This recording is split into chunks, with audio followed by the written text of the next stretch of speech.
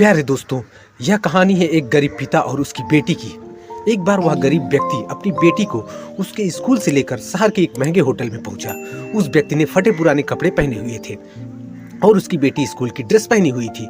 जब दोनों होटल के अंदर पहुंचे तो वेटर ने पूछा, सर आप क्या लेंगे, क्या खाना पसंद करेंगे, आप अपना ऑर्डर बता दीजिए। तब उस व्यक्ति ने कहा कि आप मेरी बेटी के लिए एक प्लेट पाव भाजी लेकर आ जाइए बस।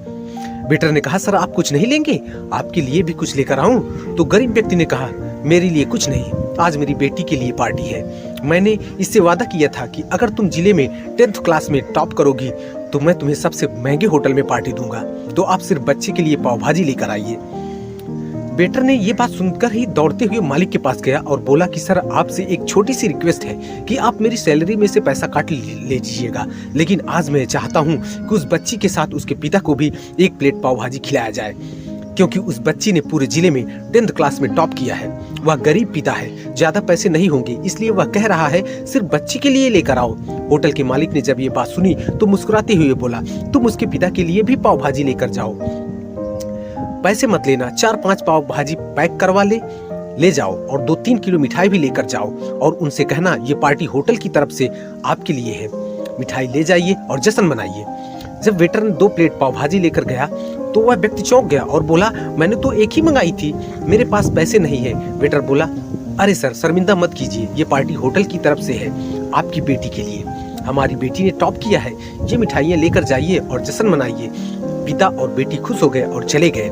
कई साल बीत गए। उस गरीब पिता की लड़की अब यूपीएससी की तैयारी करके कलेक्टर बन चुकी थी और इत्तेफाक से उसी शहर में उसकी पोस्टिंग हुई थी। उस लड़की ने उस होटल में सूचना पहुंचा दी थी कि मैं उस होटल में लंच करने के लिए आ रही हूं।